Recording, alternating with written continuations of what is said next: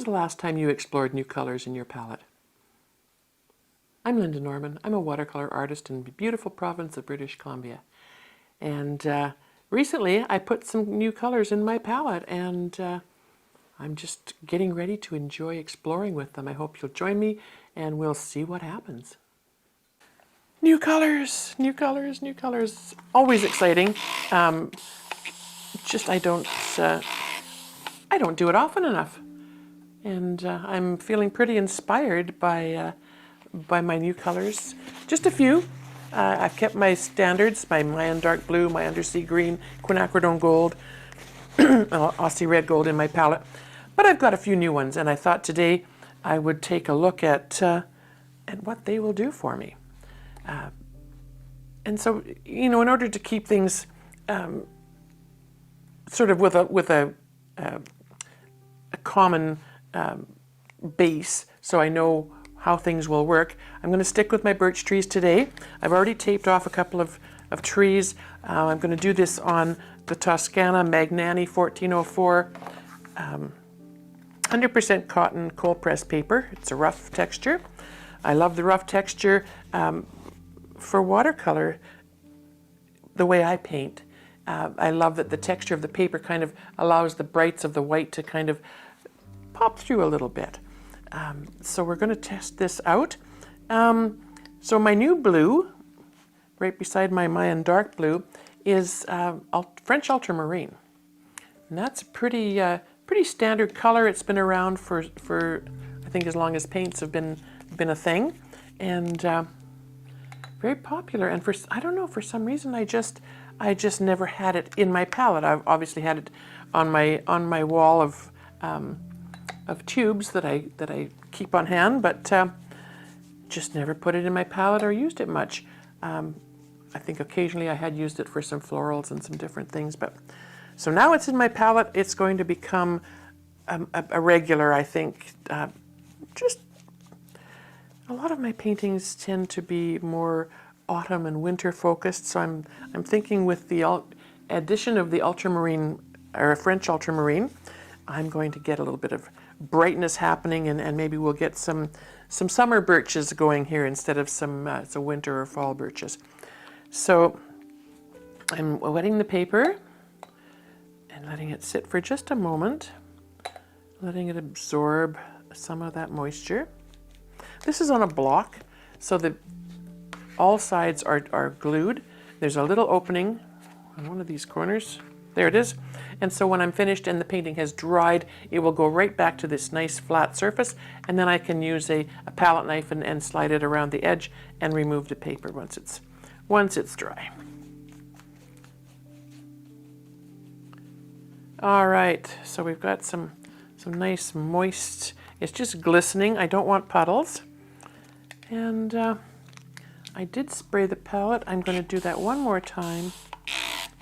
As you know, I like my paints to be ready to go, wet and juicy. This is a little 5-line, this is actually a 6-line solo brush that I love to use when I'm doing larger washes. It just gives me better coverage. Now, I've dipped the tip into my palette. It's a strong color. I don't really want that to go right onto my page, so I'm going to take that and just buff some of it off on the side there. And then when I start to paint, as always, I go from the sides and make nice flowing strokes. If you were to start in the middle with a load of pigment on your brush, you're going to get a blob of color, and sometimes, depending on the pigment, on the paint, sometimes that color is hard to smooth out or move along. It can really stain your page. I don't mind having a little bit of darkness in some areas. It helps to add the appearance of shading and shadows. Now, with my new palette, I've added a nickel azo yellow. It's a bit bright, I think, for doing anything in the sky. I would save that for leaves and other highlights. So in the sky, I think I would just stick with my quinacridone gold and just the hint of it on the tip of my brush. And I'm not putting any pressure on the brush. I'm going to let the brush sit, and I'm just going to pull it across. I'm not adding any pressure to that brush. I just want that gold to just barely kiss the surface.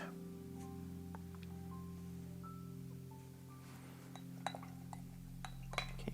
Another color that's in this palette that I don't often use is quinacridone purple. It's a fairly strong color. I'm going to take that, just dabbing the tip of my brush, and I'm going to sort of dab it off. Whoops, touched in that pink. I didn't really want to do that. I'm going to touch it into where I had touched the ultramarine blue. And it's going to give me a purple, but it's mixed with that ultramarine, so it's going to sort of tie the painting together. And I thought maybe a nice little, a little bit of a bruised horizon here. And again, I'm just not putting any pressure on the brush. I am just letting that kiss the surface. And I know nature does things in patterns, sometimes in lots of straight lines. I try to keep things a little more erratic and not keep things too symmetrical sometimes. You see where I pressed a little bit harder with the brush, how the paint has actually left a little white spot. So gentle is the key here. And just for some fun. The sky now is drying. I can still see just a bit of, the slightest glisten. I'm going to take a paper towel and dampen it. A dry paper towel will work, but it will often leave harsh angular lines, and I want my clouds to be sort of rounded and fluffy. So I'm taking just the surface of that paper towel and just lightly touching the pages. Is quite dry, but you can see where it does lift a tiny bit of that off, and that's all I want. I just want some subtleness in the cloud shapes. Down here where the purple is a bit more damp, more of that will come off.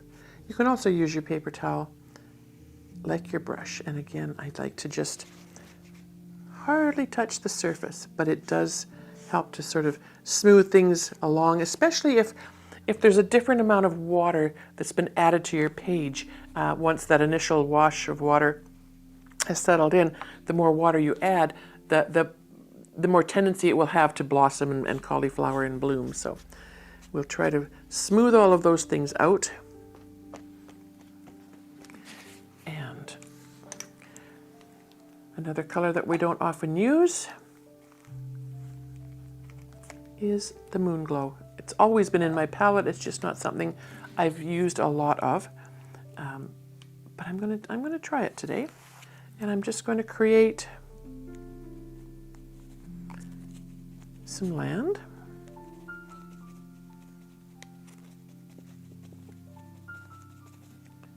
I like that it's, oops, just about dabbed it into my green.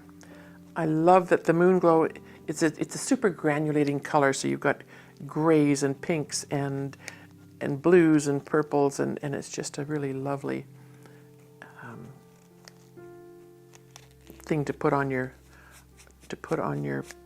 surface. And it will give me sort of a shadowy background. And if I use my brush this way and just some random dibs and dabs, I get some tree shapes coming up in the background. And washing my brush, I want to get some green in there, but I think to transition from the purple to the green, I'm going to go in and just touch the Mayan blue. And we'll We'll just get a little bit of that happening in the front. It will add another level of shading and shadow. The Mayan Dark Blue, of course, will dry considerably lighter.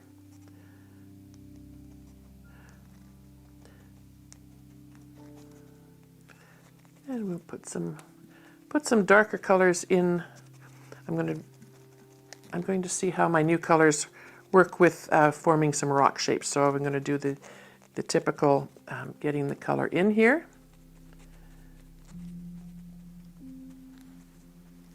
Maybe put a few rocks over here.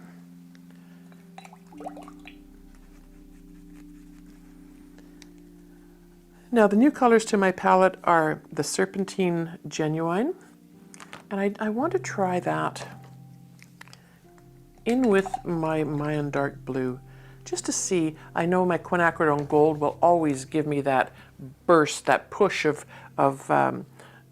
color against the blue. The Mayan Dark Blue is nice and granulating as well. So I'm going to go into the Serpentine Genuine. It's a lighter green color, and I just want to see what's going to happen if I put it in and let it sit in that nice moist Mayan blue pigment.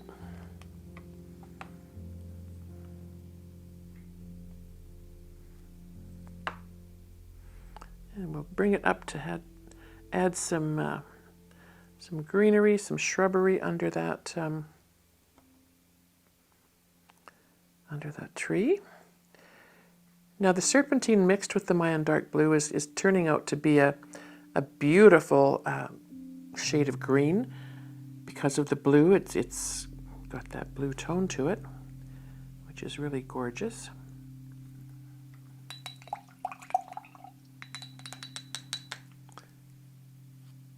And now with the quinacridone gold, let's see what that does. It's pushing the Serpentine Genuine away. It's giving sort of like an aura almost around the heavier pigment of the gold. That would be an interesting if you were doing a forest canopy and you wanted that dappled kind of look. But we'll throw a few, whoops, didn't mean to touch the Aussie red gold. I think that would be a bit too many colors on the page. But we'll get some lightness happening in the base here.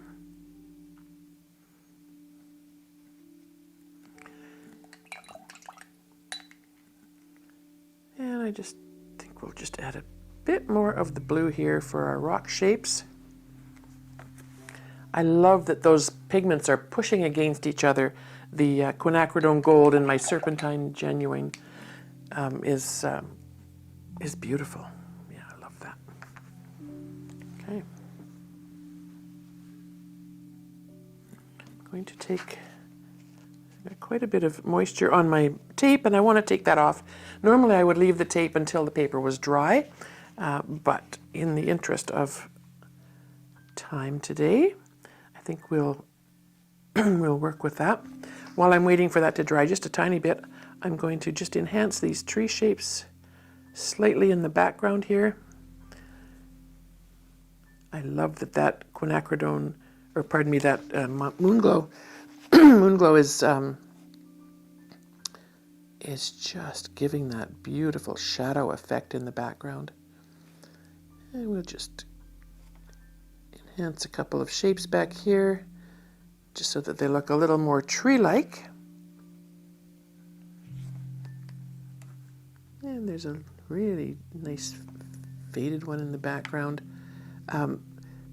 You know, just those simple dabs with the either a hockey brush or one of these solo brushes, anything with a bristle that's going to allow, you know, a bit of expanse, a bit of texture, and then let the paint and the pigment dry, work with the water, and create its own magic. And it's to me, it truly is magic. And you know, a lot of what I paint is from my imagination. Most of it is kind of wing it. But that's kind of my approach to things. I think, you know, my belief has always been, as long as you're putting thought to something you're creating, and the thought doesn't have to be deep and philosophical or anything. It just, sometimes the thought is taking the brush, getting the moisture, picking up the pigment and putting it on a surface, and waiting to see what happens. So now we've waited a little bit of time here. I'm going to take a little plastic tab, and we're just going to move some of this pigment around. If you wait until the pigment has had a chance to sort of settle into that paper a little bit, and not get too dry, it really allows for some amazing shapes. We can create all kinds of rocks and things happening here. Now, here again, I've painted right to the bottom of my page, but that's okay.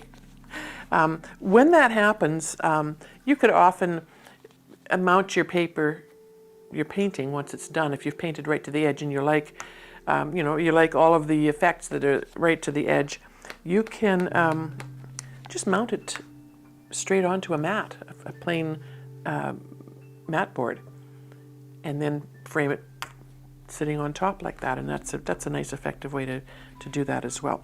So I think I love the way the Serpentine has allowed the rocks to sort of give that gray-green kind of effect coming through. I'm not going to do many more rocks, I don't think. I just kind of like how these have sort of come forward. I might, once I take the paper or the tape off the trees, I might enhance the shrubbery a tiny bit in front of those. I see there's a little hair there.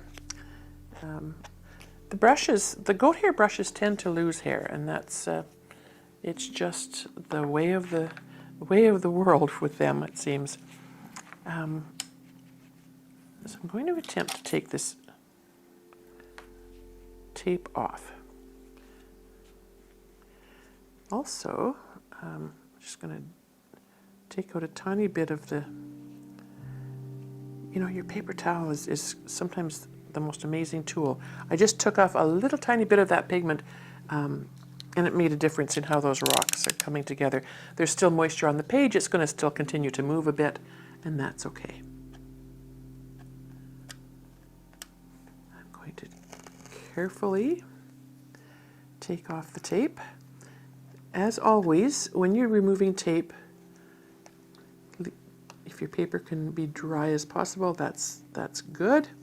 I use this solo tape, again from Michael Solovyev's studio. You can purchase it online. I like the black color because of the contrast it gives me. It tells me where, you know, where the rest of my design needs to fall into place sometimes. And it comes off. They say you can leave it on your paper up to 2 weeks or so. But it comes off nicely. As long as you keep your direction low and close to the page as possible, and gentle.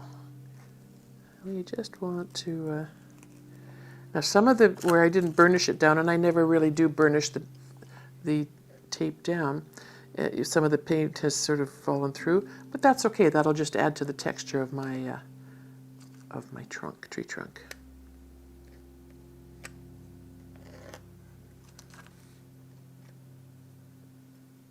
Now I see with that ultramarine blue that I should have probably gone in with my paper towel a little earlier, because I do have some brush lines across, but maybe we'll make lots of fluffy leaves on that tree and we'll cover some of that up. You know, when I paint for the joy of it, and when those kind of things happen, I tend not to be too concerned about it. I try to work with it. Oh, now I've got probably paint in my hair. Awesome. One thing about yellow is that it it gets everywhere, and it is usually one of the staining pigments. Any yellow can be quite staining. All right. So we've got these new colors, and we've got some texture. I think I might try to put some of that green in that tree, in those trees somehow. But I'm going to start with a darker color, just for fun. Ooh. I'm going to try the Ultramarine blue, or French Ultramarine, yeah. And it's quite sticky. I just added this to my palette yesterday, so we'll just put a few of these in, and then we'll see how. Let's see how the green works with that. I think that could be quite fun. You know, I've been told often my perspective is not always the greatest, and sometimes my color combinations can be a little bit unusual. But I'm good. I'm okay with that. I don't mind being unusual. I kind of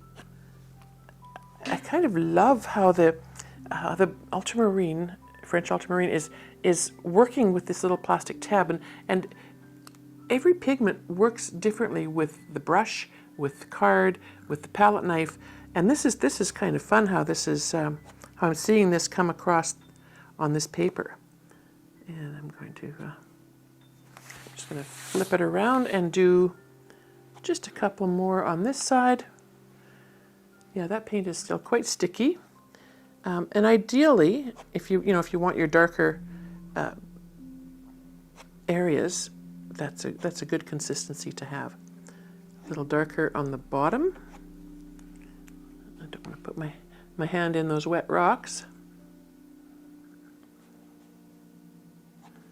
And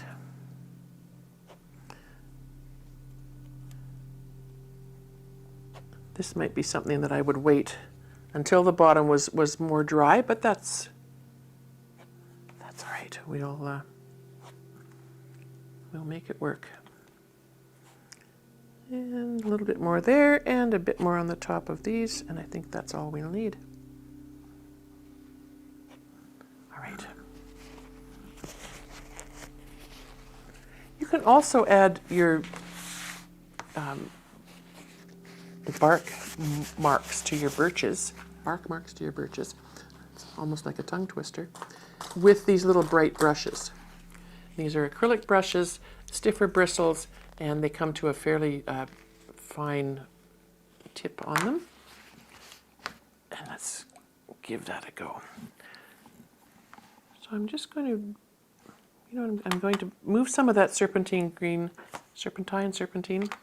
over to the side, just because I don't want a lot of it on my brush. And I'm going to sometimes, oops, there it goes. Sometimes, I don't have, oh, there it is. No, that's an empty one. Sometimes you just want a dab of water. Oh, thank you.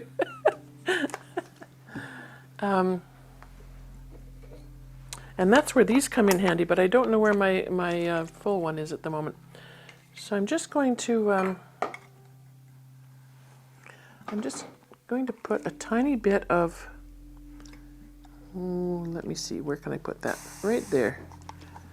I just want to barely touch water onto my brush. I just don't want a lot of it. This is kind of a fun blending. The Serpentine Genuine mixed with that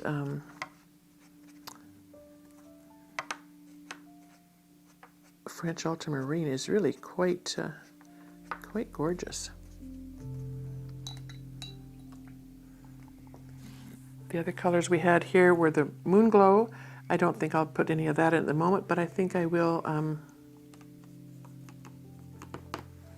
the tiniest bit of quinacridone gold.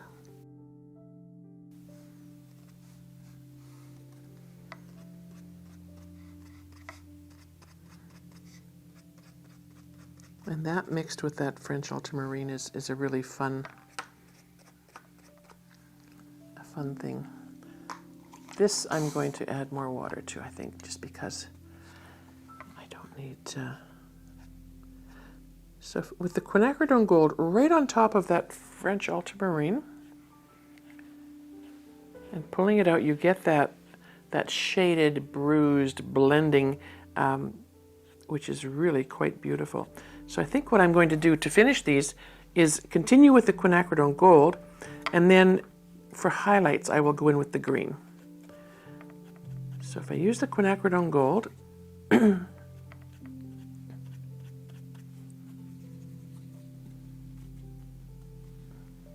on top of the ultramarine blue,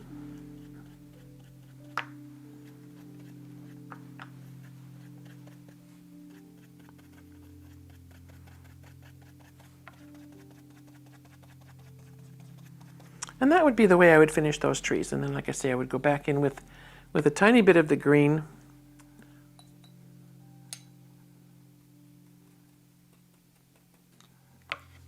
Bit of dampness.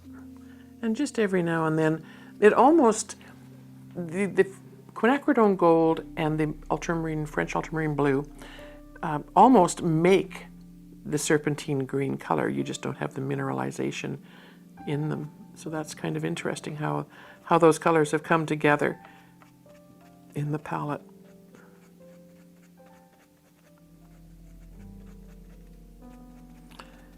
So the blue, probably a bit harsh for this type of application for the trees, but we can certainly soften that down. All it takes is, you know, a bit of moisture on your brush, and you can pull away that pigment, leaving a bit of the blue in there for shading and shadow. And that's how I think I would continue, just softening that blue a little bit, adding the gold and the green as we go.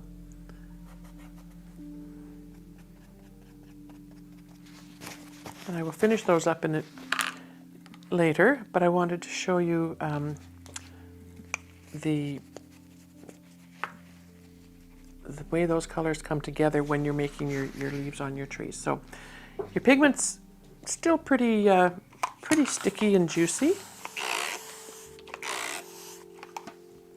Give them another little boost there. Often, and I didn't use any undersea green. That would be my go-to for the darkness in the leaves. So keeping that in mind, I don't really want to add another color. So I'm going to go in with the French ultramarine just on the tip of the brush. And I'm just going to try to make some indication of the underside of some boughs of leaves coming out.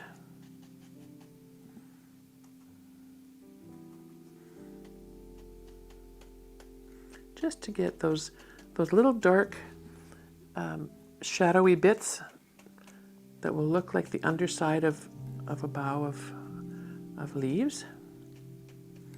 And here you can sort of test how much water, how much pigment on the tip of your brush. And this is sort of a trial and error. You just need to get in there and, you know, you might want to test this out on a piece of scrap paper.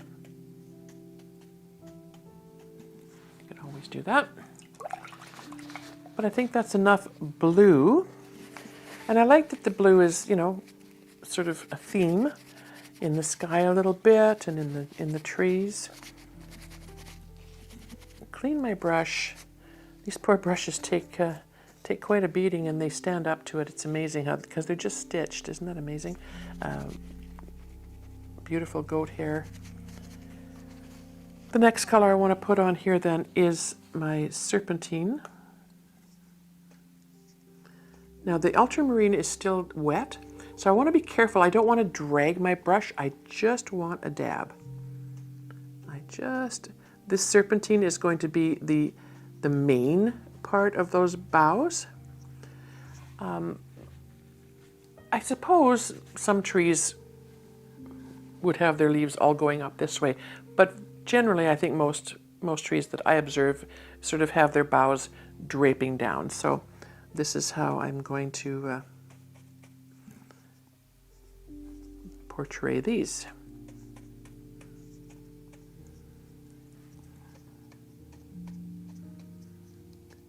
And so if I'm, just sort of making these arc shapes, putting them right over top of the tree. Ideally, it would have been, good to have finished those trees first, but I wanted to show you this in the time that we have today. So we will leave it at that. So there's the Serpentine. I'll have to see if there's a proper way to say that. The Ultramarine, and now I could go in with the quinacridone gold, and I think I probably will, just really, really lightly.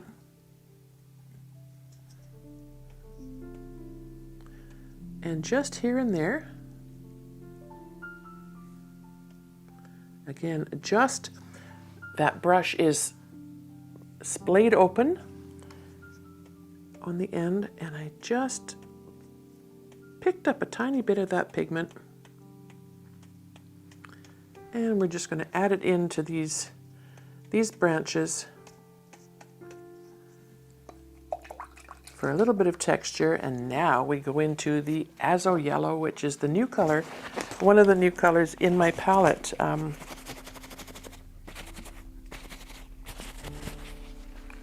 it doesn't look to me like it's all that wet. It does look to me like it's a bit on the opaque side compared to the other ones that are very transparent, but that's good. That will give me that brightness that will stand out. It's almost like, spattering with gouache or something thicker pigment. Pick it up on the end. Oh, and there's a hair coming right out of there.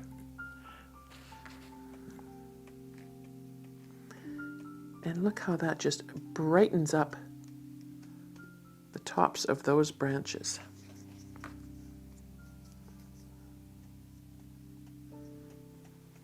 We'll just sort of keep that to the top of each of those arc shapes.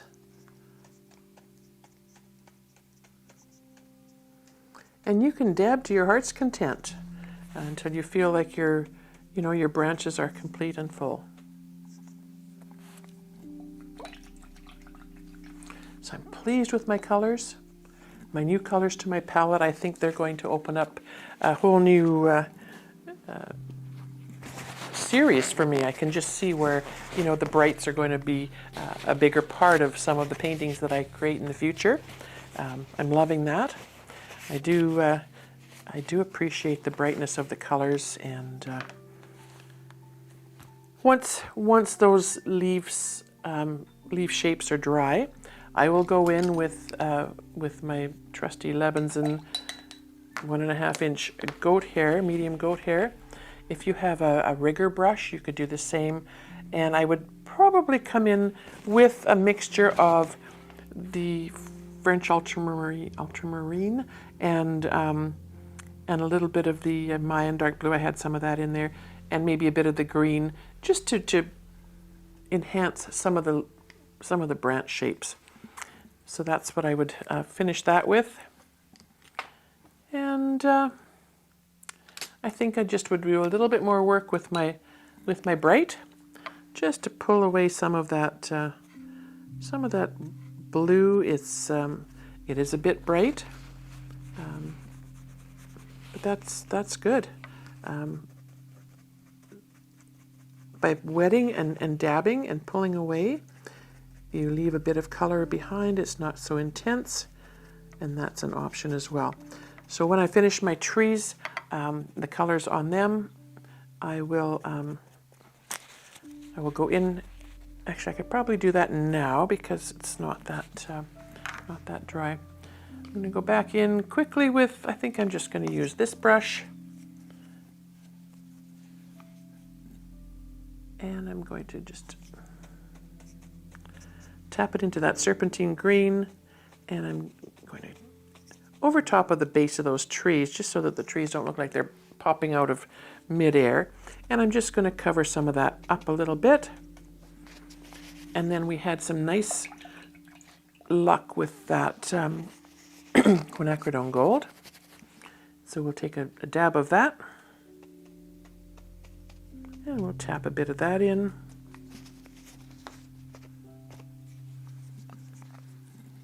And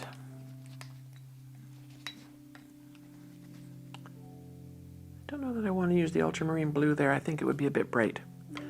And I'm just going to add in some random shapes so that they're the indication of shadows perhaps underneath some bushes.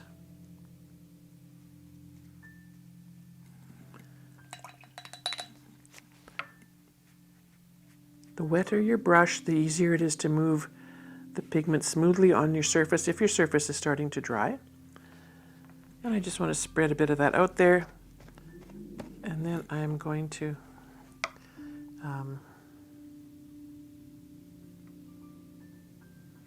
dab a bit of that away.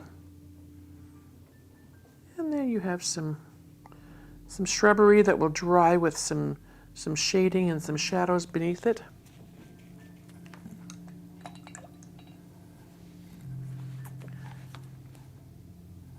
I like those colors. I'm glad I added them to my palette. I'm grateful for the suggestion that came through one of my viewers who asked what was in my palette. It wasn't a suggestion so much as an encouragement for me to review what was in my palette and take a look at what I was using and what I wasn't using. I'm pleased. I'm happy that I was spurred on to do that. So yeah, take a look at what's in your palette. How are they working for you? Where will that take you? Even if you just changed one color up, see what that will do for you. In the meantime, thanks for watching. If you like what you've seen, please subscribe to my channel. Visit my website, that's bandrystudio.com. Or head on over to the membership area. We're going to have some fun things happening there. Send me some ideas. Let's get things going there as quickly as we can. And see you next time.